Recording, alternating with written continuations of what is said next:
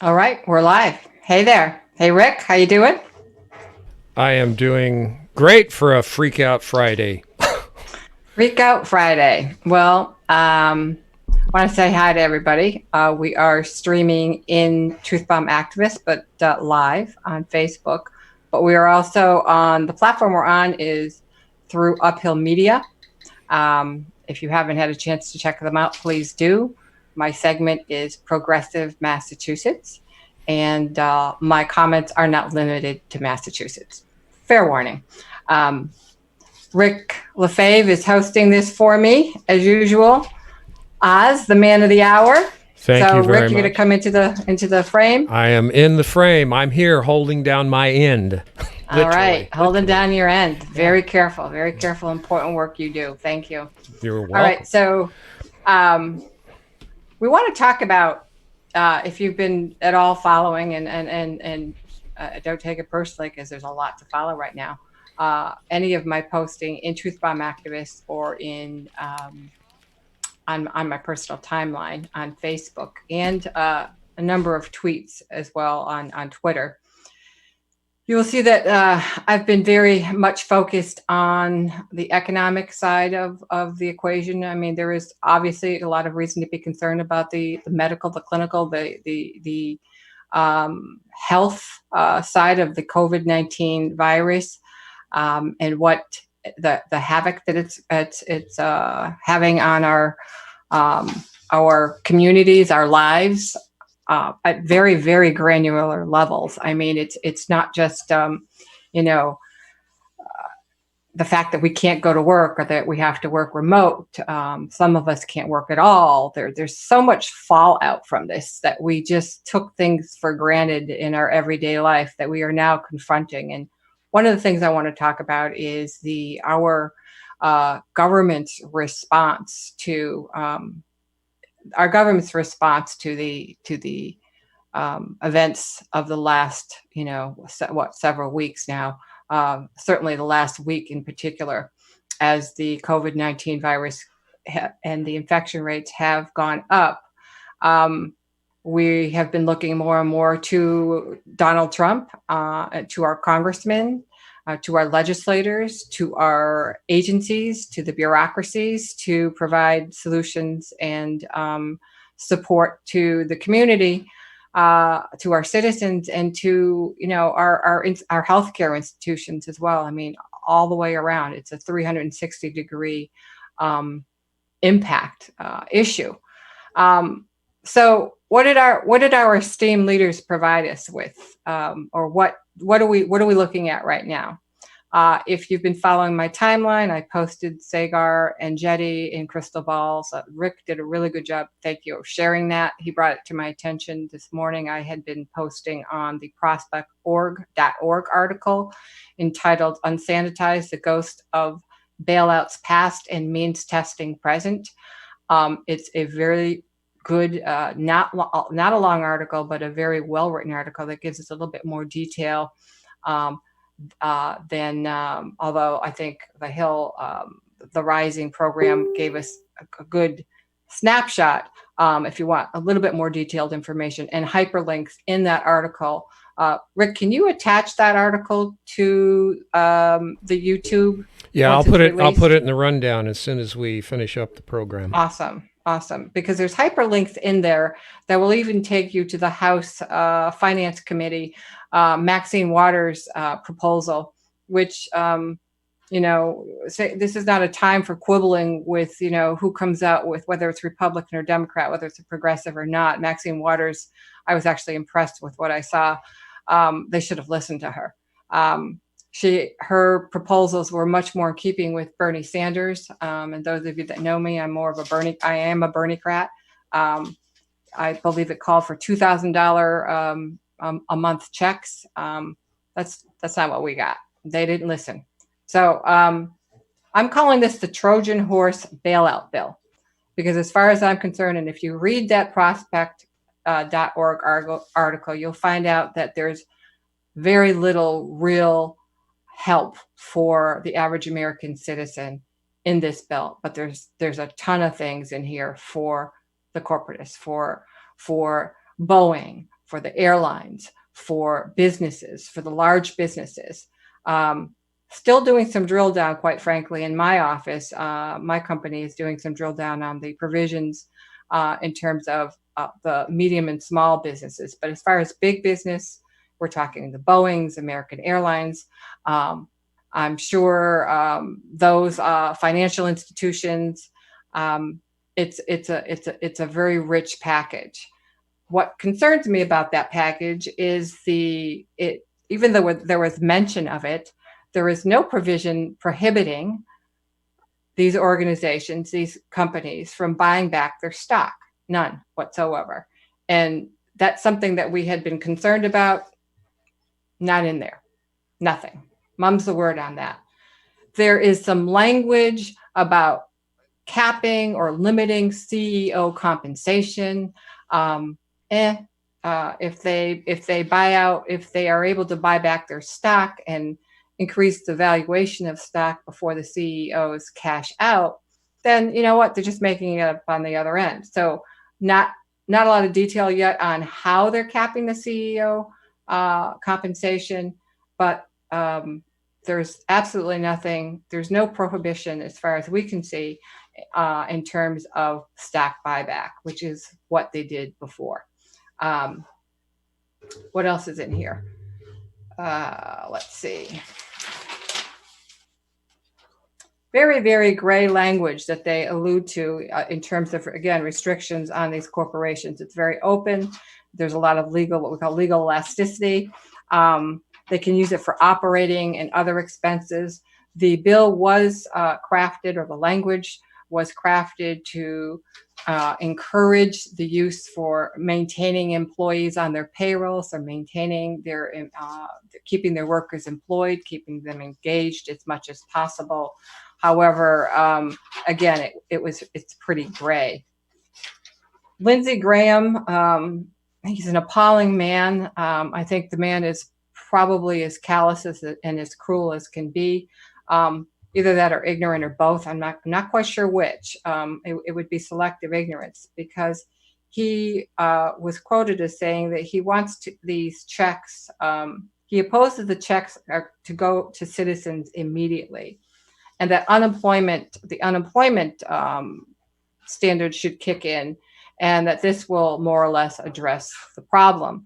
Except for I'm going to tell you, as an unemployment expert myself, and particularly my work is focused on the benefit side, on the compensation side. I can tell you that is not true. And I'm going to refer you to, and if you could put up this link also, Oz, the link on the Bloomberg article. It's on my timeline on Facebook. It's on, I believe I did tweet it as well on Twitter. It shows the projections. I know Sagar and Jetty referred to this, as well as Crystal Ball, the chart that shows you the X and Y axes, and it shows you where 2008 is in this Bloomberg article. And we all know what a severe recession that was and how long it took to recover from it. Well, if you look at, and that this was the claim filings in 2008. If you look at the claim filings, the projected claim filings as a result of the coronavirus, it literally goes, 2008 is here, and it just goes like this. I mean, it's just a complete sharp vertical trajectory. This Bloomberg article is projecting about 2 million claims will be filed, I think they said, in the next week. And I will tell you, because this is what I do for a living, this is my business, the system is ill-equipped, not prepared. We do not have the capacity to handle it. I believe it was 4 different states crashed. Their unemployment insurance systems crashed, okay, because of the claim filings yesterday. We are getting, it's not coming out fast enough from the Department of Labor. We are getting information and direction to our industry, to our organization, and to similar organizations that represent employers, telling them telling us basically the things that they plan on doing, but we don't have enough right now. So I can't even tell you exactly how things are going to work. But as I have mentioned in a prior segment, the last segment that Rick and I did, expect delays on the unemployment. So this is why I am telling you that what Lindsey Graham has stated, asserted, is incorrect. Unless there's something I'm missing, it's not just incorrect. It's horrific, because even though they're waiving the 1 week waiting period to collect unemployment, which is a standard waiting period.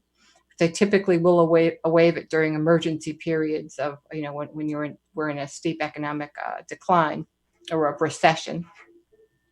Even though they're waiving the 1 week waiting period, the fact of the matter is, people are still going to have delays because the system's not going to be able to handle the load. We talked about bandwidth. Well, most of these systems are on, they're not legacy systems anymore. They did do some upgrades, thank God, in the last decade, after the last recession.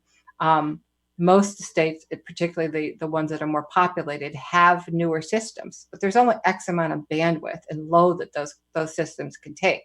So even if they have the physical manpower, the labor, the workforce on the other end to analyze these claims, whether it's remotely working from home, if that's what they do with the state unemployment workers, or working in the unemployment agency buildings or offices, I cannot foresee how they are going to handle a load of 2 million claims, and particularly if more continue to be filed. I will tell you, last time during the last recession, there was a combination of it was a bit of a perfect storm in terms of the technology. There were old legacy systems being used, and there were new systems being integrated. They didn't go well. They didn't speak well at first. Those of you who are familiar with IT and beta testing, there was some messy work out there. So what I will tell you is there were delays. We were seeing claims that had been filed a year or two before that were finally being adjudicated and paid. So there are some people in our state, which is Massachusetts. I am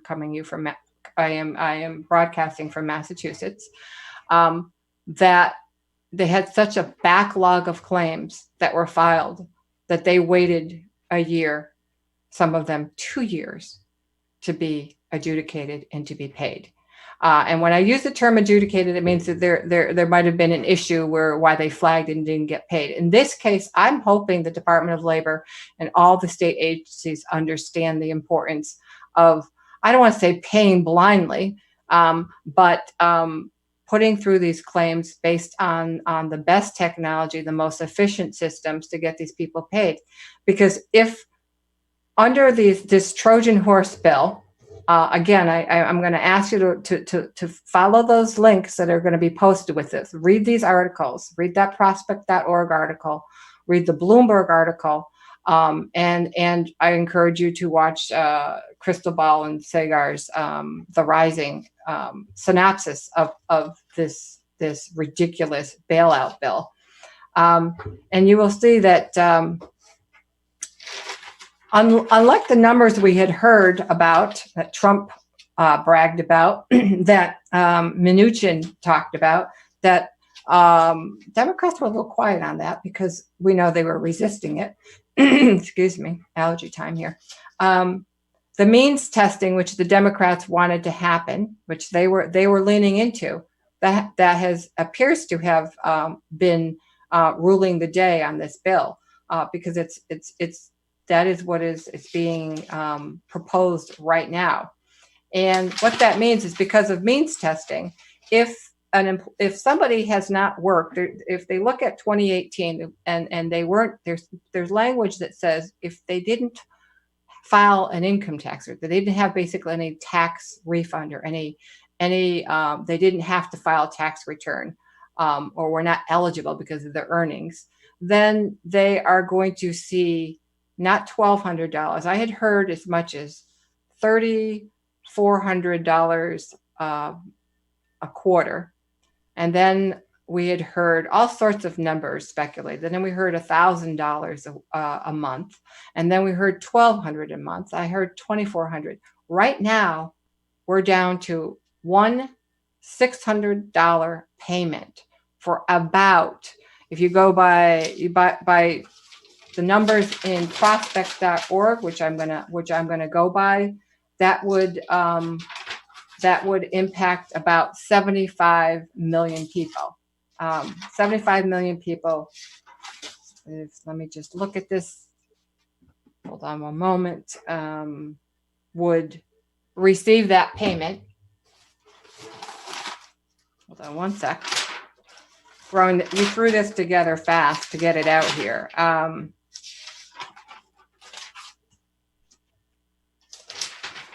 I can't find it now. It's in the prospect.org article.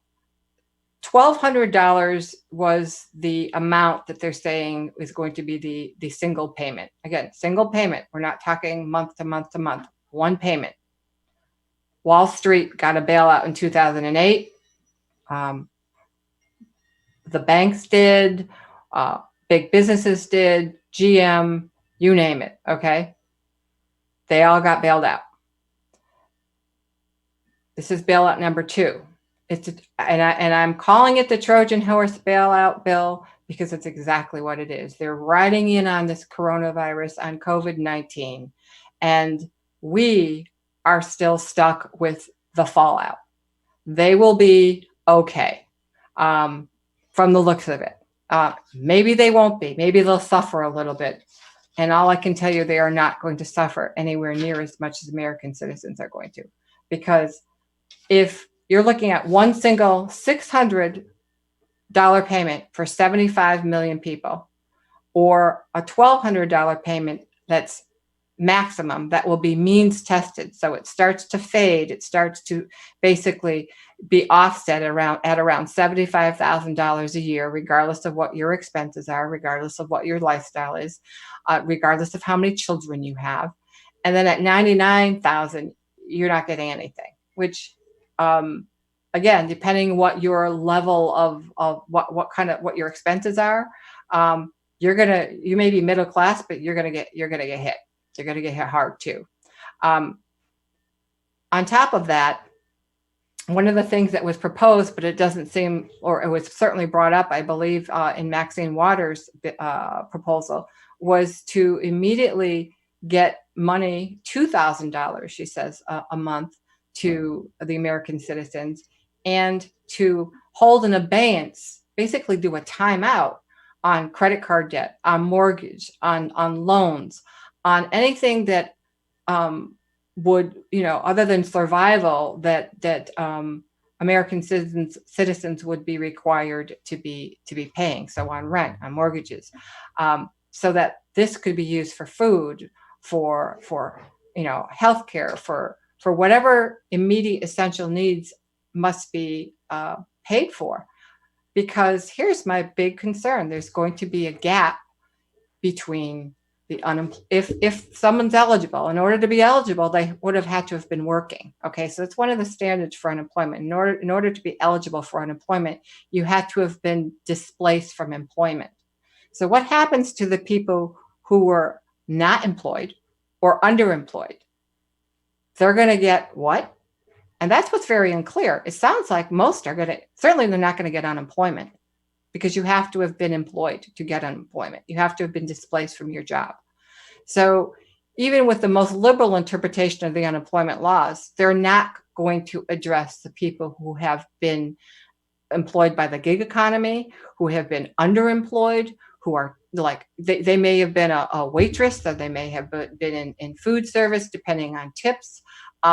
These people are in a lot of trouble, because they'll get unemployment, but it's only going to be a portion of their lost wages. So if they were a part-time employee, they're going to get a portion of their part-time lost wages. It's not going to be nearly enough, especially if we don't suspend the bills and have a moratorium on their debts and their other expenses that are not related to basically their survival, their health and well-being.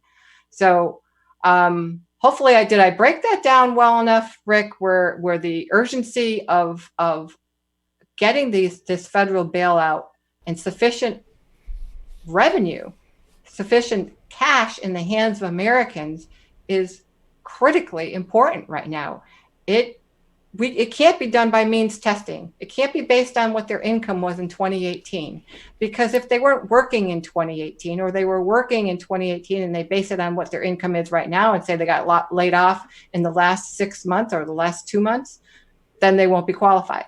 So right now, the combination of the unemployment, not going to be able to cover all the bases, and being delayed, at best being delayed for how long we don't know, and the Trojan horse bailout that is there to rescue the corporatists, to rescue Wall Street, to rescue the banks, to rescue American Airlines, and to rescue Boeing. That's in there. That's in there. So hopefully I made that clear. Oz. I've been ranting. So no, I think you're right on, and along with the bill itself, is it going to be sufficient? I want to point out the timing is critical in this point. At this point, absolutely, the timing is the big thing. We're the 20th of March right now. If we don't get a substantial bailout, and not just a one-off of a $600 throw it at everybody, it's going to have to be a consistent thing. They're talking about this shut-in, this lockdown lasting for months. So the idea of a one-off thing, that's not going to do anything in the interim of all that. I also want to point out, I'm looking at articles today just to make this case. This is from CNBC. The upcoming job losses will be unlike anything the U.S. has ever seen. That's just one. And here, McConnell, this is another article. This is from the Wall Street Journal. He has set a deadline of midnight tonight for whatever package they come up with. What are they going to do on Monday? This is my big question here. And they're going to ramrod this thing through. They're loading that Trojan horse, and they're going to shove it right across the bridge to us, and we're going to be like, oh, we had to act fast. So you think they're going to go back and they're going to tweak it? You think they're going to go back and they're going to fix it? No, the key is to move fast so we don't have time to mobilize. And even if we wanted to mobilize, guess what's happening? It's a pandemic.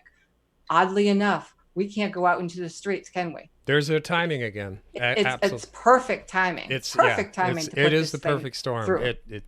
Completely.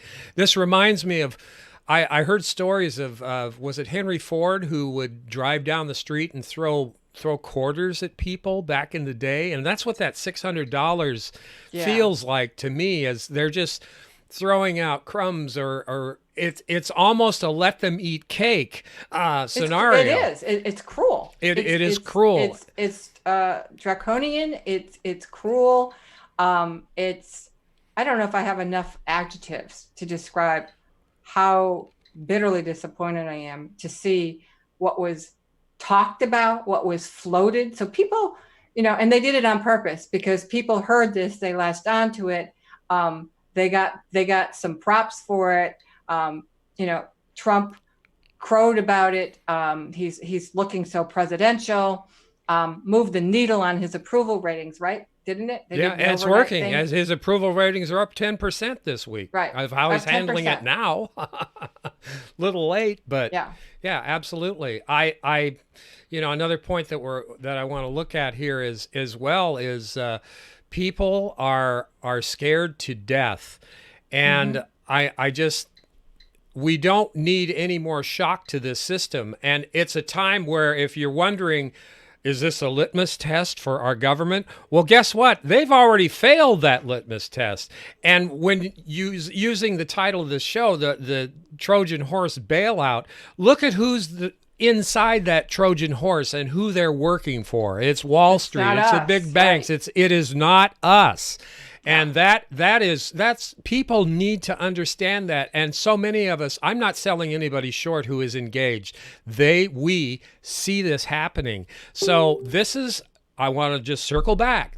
We have two parties and one league, and that league has packed that Trojan horse with everything and every weapon, every tool that's going to make them come out of this possibly smelling like Well, a rose. So yeah, absolutely. They're wheeling the horse right over our broken backs. exactly. That Trojan horse is being wheeled right over our broken backs, and this is an insult. So Yeah, it's if you're watching this and you aren't on the phone calling your legislator, you aren't emailing them, you aren't very deeply, gravely concerned for not just they've got us all up in arms about our health, okay?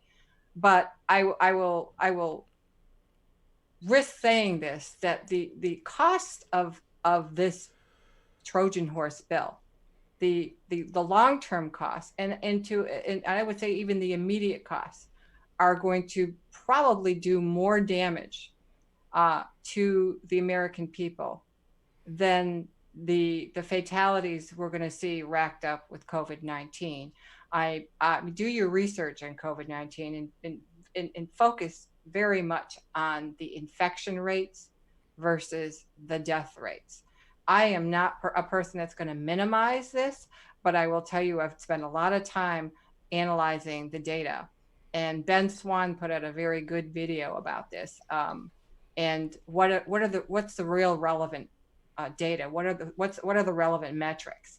And yeah, we should be concerned. And yes, we should take a lesson from what is happening in Italy, and we should take every precaution in the book to protect ourselves. Are people aware that they are actually having to burn bodies? And I'm seeing reports of mass graves being built in Iran because of the sanctions that the U.S. has put on Iran. Have you seen that as well? I have not seen it, but I have seen some. I honestly didn't have time to. I've been so. It was satellite images. I haven't vetted it, but I'm not surprised. At bringing me to the point, from what I've been reading, they are predicting that 40 to 70% of the public in the United States will be infected with this virus within the next 12 months. And that scares the daylights out of me. I didn't see that. I do know the infection rates are it's what everybody's looking at. Here's the problem when you're only focusing on the infection rates, which we have seen, is the infection rates are estimates. We don't have the testing. We don't have enough to confirm. There are people who have it and aren't even aware they have it because they're asymptomatic, and they stay asymptomatic. They actually are just carriers. There are people that have it and have symptoms, but they're mild. And let me tell you what the latest is in Massachusetts. When I looked, we had a cluster group that were, ironically enough, part of a conference in Boston by Biogen. Okay, and if you look up Biogen, you see this is the sort of work that they do in terms of viruses and genetics and all that other good stuff. So there was a cluster group at a conference in Boston that ended up getting infected. They then went out into the community and got others infected, but it was fairly well contained in terms of that group. Total in Massachusetts, last I looked, we were, I think, at 164. Of the 164, 108 that were confirmed. These were confirmed tests. 108 were sent home. They were fine. They could just recover and treat at home. So, you're not hearing enough about this. And I am going to posit, and I really am concerned about this. Although I say we need to take our precautions, and though I say we need to follow, whatever they give us in terms of information to from the medical community, even from our government, okay, we need to follow these precautions. But what concerns me is the statistics that we're seeing in terms of actual deaths.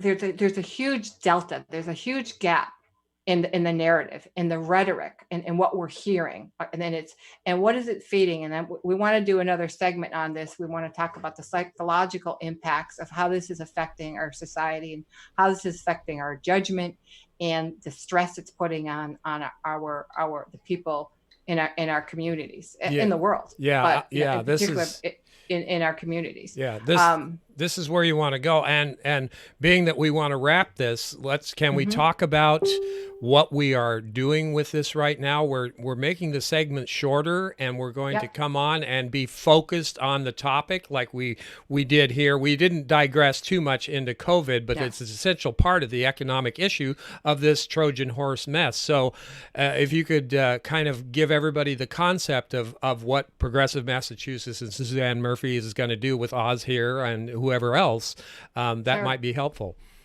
Yeah, so what we're doing is we are going to keep our segments shorter, because remember, we are streaming on YouTube.